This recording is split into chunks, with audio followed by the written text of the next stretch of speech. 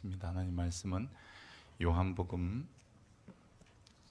1장 1절부터 3절입니다. 우리 같이 한번 맞추어서 한번 같이 읽어보도록 하겠습니다.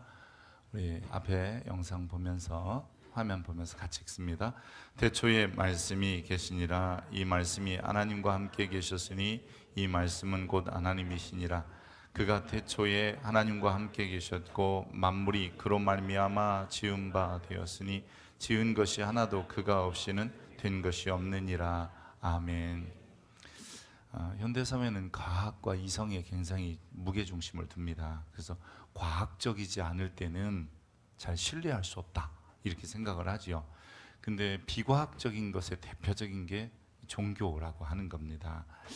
세상 사람들이 모든 것이 다 과학이나 이성으로 증명할 수 있을 것 같지만 그렇지 않을 때도 많습니다. 예를 들어서 전기포토에 물을 펄펄 끓이면서 이것은 분자운동이야, 온도의 변화야 이렇게 생각하기보다는 우리는 무슨 생각을 하냐면요, 이 차 물을 끓여서 따뜻한 차를 한 잔 마셔야 되겠다. 그래서 오히려 분자운동이라든지 온도의 변화라든지 이것보다는 우리는 누구와 함께 차를 마시면 더 행복할까, 이런 생각을 하게 되는 것이죠. 이처럼 신앙은 과학이나 의학으로 설명되지 않은 일들이 참 많이 일어나는데, 그래서 사람들은 그것을 기적이라고 부르기도 합니다. 예수님께서 세상에 오셨다, 이것을 우리는 성탄이라고도 하고요, 성육신이라고도 합니다. 즉 성육신이라는 말은 영어로는 인카네이션인데 육신이 되셨다 혹은 육신을 이루셨다라고 하는 한자어이기도 합니다. 즉 예수님께서 그 말씀이셨는데 사람의 몸을 입고 이 창조의 주관자로 세상에 오신 분이다라고 하는 거죠. 근데 이것도 역시 과학이나 이성으로는 쉽게 이해가 되지 않습니다. 그럼에도 불구하고 성경은 이렇게 말해요. 태초에 왜 본문이 태초에 말씀이 계시니라. 이 말씀이 하나님과 함께 계셨으니 이 말씀은 곧 하나님이시다라고 이야기를 합니다. 그러니까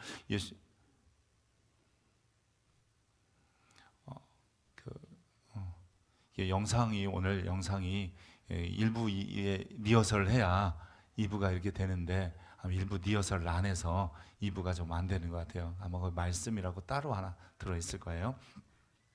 어쨌든 여러분, 이 육신이 되셔서 세상에 오신 하나님을 기뻐하고 또 감사하는 날이 성탄입니다. 여기서 우리가 하나님이 육신이 되셨다는 말에 감탄하지 않을 수 없는 이유가, 왜 사람이 되셨을 때 그냥 큰 어른의 모습으로 안 오시고 아기의 모습으로 오셨을까? 그것도 신이 사람이 되는 순간인데 좀 어른으로 오셔서 능력도 있고 힘도 있고 파워도 있으면 좋을 텐데, 신적 존재가 강하고 능력 있는 모습, 군림하고 다스리는 즉 권세와 강한 힘을 가지고 오지 않으셨다는 것에 놀라지 않을 수 없다는 거죠. 그래서 마가복음 10장 45절에 보면 인자가 온 것은 섬김을 받으려 함이 아니라 도리어 섬기려 하고 자기 목숨을 많은 사람의 대속물로 주려 했다라고 하는 거죠. 그러니까 신이 약한 존재인 사람이 되셨고 더군다나 누군가에 의하여 도움을 받아야 되는 그런 존재가 됐다. 이게 이해가 쉽지 않다는 겁니다. 하나님이신 분이 사람이 되시는 순간 여러분, 그분이 가지셨던 모든 권능, 권세, 권한 그런 것들을 다 포기하셨어야만 했기 때문입니다. 그래서 오죽했으면 성경은 이렇게 말합니다. 그분의 오심에 대해서 오히려 자기를 비워 종의 형체, 종 같은 모습으로 세상에 오셨고 사람들과 같이 되셨다라고 얘기하는 거죠. 하나님이 사람이 되신 것은 그렇게 연약한 자의 모습을 가지셨지만 거기에는 목적이 있었다는 거예요. 그 목적이 뭐냐면 사람을 구원하기 위한 목적이셨습니다. 그래서 주님께서는 이 세상에 오셔서 자기를 낮추시고 죽기까지 하심으로 인해서 마치 이 사람을 구원하시기 위한 십자가의 사역을 감당하셨다는 거죠. 피조물인 우리가 도저히 이해할 수 없는 하나님의 계획하심 때문에 우리는 그 어마어마한 하나님이 인간을 향한 계획하심을 다른 표현으로 말할 수가 없어서 그것을 하나님의 사랑이야 라고 표현하는 거죠. 그래서 성육신은 하나님의 사랑이다 라고 하는 겁니다. 하나님이 그 아들을 세상에 보내신 것은 세상을 심판하려 하심이 아니요 그런 말미암아 세상을 구원하게 하기 위한 것이다 라고 했고요. 성경에서 가장 중요한 성구 하나를 소개한다면 여러분 요한복음 3장 16절일 겁니다. 우리 한번 같이 해볼까요? 하나님이 세상을 이처럼 사랑하사 독생자를 주셨으니 이는 그를 믿는 자마다 멸망하지 않고 영생을 얻게 하려 하심이라. 실제로 조사해 보니까요, 전 세계 그리스도인들이 심지어는 신학자니 목사님이든 분들에게 물어봤어요. 성경 중에 제일 중요한 성경 구절 또 한 구절을 딱 집으라면 어디냐? 그랬더니 요한복음 3장 16절이라는 거예요. 하나님이 세상을 이처럼 사랑하사 독생자, 하나님과 똑같은 분을 세상에 보내셨다라고 하는 이 성육신 사건이라는 거죠. 그래서 이 성육신의 사건, 즉 하나님이 사람이 되셔서 우리 가운데 오셨어요, 이거를 믿는 순간 하나님께서는 그 믿음을 가진 자들에게 놀라운 변화를 주시는데, 그것을 우리는 다른 말로요, 그 변화된 상태를 구원받았다라고 하는 거고, 또 다른 말로는 하나님의 품으로 돌아오게 되었다, 혹은 우리가 잃었던 하나님의 자녀 혹은 백성의 지위를 회복했다라고 얘기하는 겁니다. 그래서 하나님이 사람이 되신 이 성육신의 사건은 과학이나 이성으로 이해하려고 하면 이해가 되지 않지만 믿음으로 받아들이는 순간 하나님의 사랑이 우리 속에 훅 들어오게끔 되어 있어요. 여러분 아까 말한 것처럼 물을 끓이면서 우리는 과학적으로 증명하려고 하거나 아니면 이성적으로 판단하려고 하지 않고 이 물을 끓여서 무엇을 쓸까를 더 많이 생각하는 거잖아요. 그것처럼 하나님께서 세상에 오신 사건은 그것이 어떻게 신이 사람이 되느냐, 동정녀에게서 어떻게 낳느냐, 이거보다 중요한 것은 주님께서 세상을 구원하려고 오셨다라는 사실이고, 그 사건을 통해서 우리는 하나님의 백성이 되는 것이죠. 이렇게 하나님의 백성이 되었다 혹은 구원받았다는 말을 요한복음은 이렇게 표현해요. 영원한 생명을 가졌다. 그래서 영생이라고 하는 것입니다. 여러분 성탄절이 되면 이 사회는 이 상업적으로 굉장히 좋아해요. 그 장사도 잘 되고 또 물건도 많이 팔리고.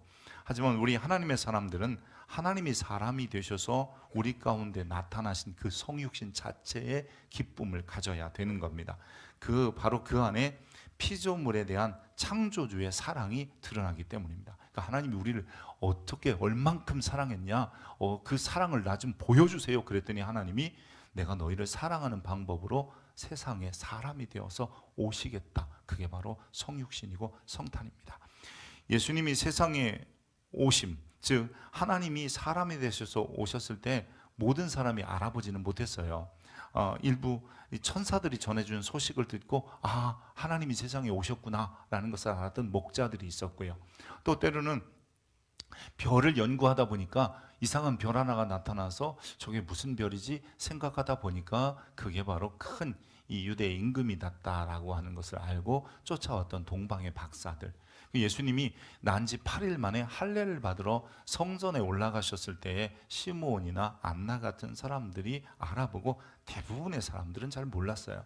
심지어는 헤로드 왕은 예수님이 하나님이신 그분이 세상에 오셨던 그 예수님을 죽이려고도 했고, 서기관이나 이런 사람들은 베들레헴에서 하나님이 오신다 그랬는데 이 소식을 알면서도 달려가 경배하려고 하지 않았습니다. 하지만 성육신은, 즉 하나님이 세상에 오심으로 인하여 알아보지 못해도 이미 세상에 수많은 변화들이 일어나기 시작했습니다. 여러분 그 위대한 변화를 오늘 제가 짧게 얘기하려고 합니다. 여러분 사람들이 뭔가 이렇게 사물을 보려면요, 이게 마이크다라는 것을 보려고 하면 눈에 뭐가 들어가야 되냐면 빛이라는 게 들어가야 됩니다. 그러니까 빛이 없으면 아무리 눈이 밝은 사람도 2.0, 2.0보다 더 눈이 좋은 사람도 볼 수 없는 거죠. 깜깜한 밤에서는 아무것도 못 보는 거예요. 근데 빛이 쫙 들어오면 색깔도 구분할 수 있어요. 제가 오늘요 넥타이를 매건데 빨간색 넥타이를 우리 맸어요. 근데 너무 빨개서 넥타이를 바꿔 맸어요. 성탄절에는 붉은색인 건데 여러분 이런 붉은색을 구분할 수 있는 것도 눈에 빛이 들어가기 때문인 거예요. 그런데 예수님께서 세상에 오심으로 인하여서 여러분 세상에 하나님이 처음부터 사람의 눈이 빛을 통해서 볼 수 있게 하신 것처럼 사람의 생각, 사람의 마음, 이 모든 것도 뭔가 세상을 볼 수 있는 이 빛이라는 것을 주신 거예요. 그 빛이 다른 것이 아니라 하나님이 빛이 되셔서, 혹은 하나님이 첫날 창조하신 빛이 있으라 하심에 빛이 있었고, 이 빛이 뭐냐면 모든 사물을 볼 수 있는 통찰력, 그리고 시각, 그리고 사고의 체계, 그리고 우리의 생각, 이런 것들의 기준점이 바로 하나님이 만드신 첫 번째 빛이었던 거죠. 다른 말로 말하면 하나님을 통해서만 세상을 보고, 하나님을 통해서만 사물을 보고, 하나님께서 주신 빛으로만 생각도 하라라고 하나님이 처음부터 빛을 만드신 거예요. 그런데 하나님을 떠난 인간이요, 뭘 상실하냐면 그 빛을 상실해요.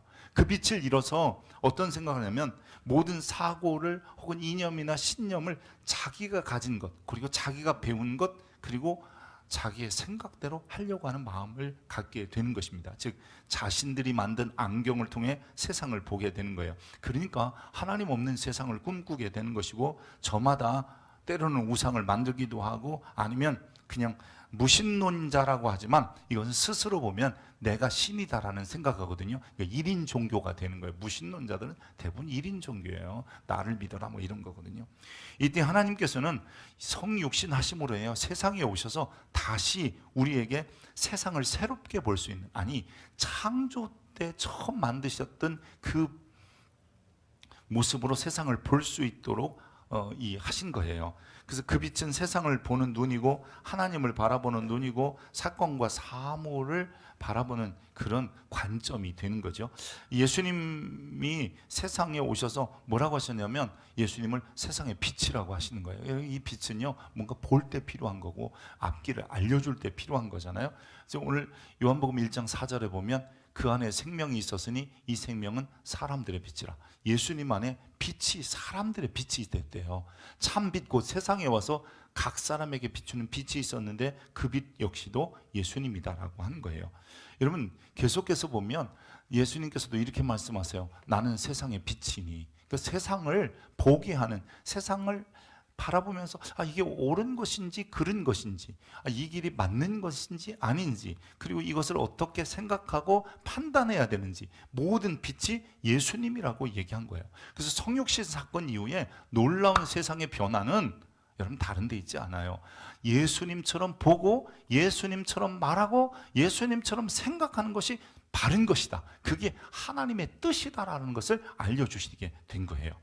예수님께서 이 땅에, 즉 하나님이 육신에서 오신 분이잖아요. 그 사건을 통해서 그분이 세상의 빛으로 모든 사람의 사고 판단의 기준이 되셨고, 신앙의 기준이 되고, 가치 판단의 그 모든 근거가 되신 거예요.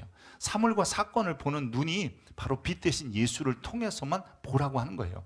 이것은 하나님이 처음 피조물에게 주신, 즉 피조물들은 이렇게 보고 살라 하시기 위해서 하나님께서 아무것도 없는 세상에 무언가를 만들 때 빛이 있어라 라고 선언하시는 거예요. 그 빛을 통해서 모든 것을 보고 생각하고 판단하고 결정하라고 하시는 거예요. 여러분 이렇게 나는 이제부터 세상에 오신 예수님이 빛이고, 나는 예수님을 통해서 내 어려움도, 내 상황 기쁨도, 즐거움도, 내 현재 일도, 장래 일도, 그리고 지금 되어지는 이 시대 속의 모든 일들도 보겠다라고 작정한 사람, 여러분 그렇게 결정한 사람을 우리는 이렇게 말해요. 구원받은 사람이라고요. 내가 예수는 믿는데 내 마음대로, 내 생각대로, 내 사고대로 세상을 보는 사람은 1인 종교에 빠져 있는 거예요. 여러분 이렇게 예수님을 통해서 세상을 보게 되는 사람들은요, 땅의 소망보다 하나님 나라의 소망을 두게 되더라고요.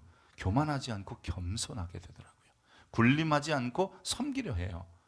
약한 것 같지만 강한 자이고요, 없는 것 같지만 부유한 자가 되는 거예요. 왜냐하면 예수님은 하나님이시기에 그분이 세상에 오셔서 우리에게 하나님의 눈으로 세상을 다시 한번 볼 수 있게 하셨기 때문입니다.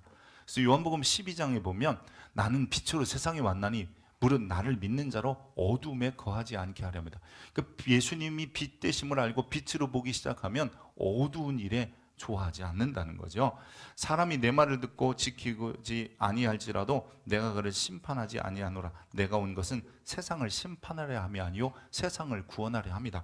이 말씀이 무슨 말이냐면 내가 빛으로 왔기 때문에 이제는 그 빛대로 살면 된다. 내가 세상을 심판하러 온 줄 아냐? 주님께서는 우리에게 새로운 시각, 새로운 관점, 새로운 사고를 주시기 위해서 오신 거예요.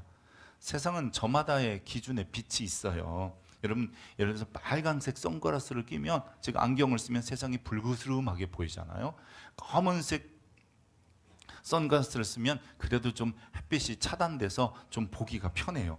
여러분, 그래서 세상의 기준은 이런 거예요. 세상의 안경은 우리도 모르게 누가 힘이 세냐, 뭐 강한 사냐, 또 권세가 높으냐, 재물이 많으냐, 누가 더 많이 배웠냐, 학벌을 또 따지고 지연도 따지고 정치적 성향이 무엇이냐 등등으로 모이고 나누게 되는 거예요. 그러나 성육신의 기쁨을 아는 사람들은 여러분, 우리의 모든 시각이 그리스도 예수 안에서 통일되게끔 되어 있어요. 그래서 예수님 안에서 하나님을 바라보면, 전에는 하나님이 무서운 분이기도 하고 하나님이 있다 없다 이러는데, 성육신하신 예수님의 빛을 통해서 하나님을 보면 그분이 창조주이고 아버지예요.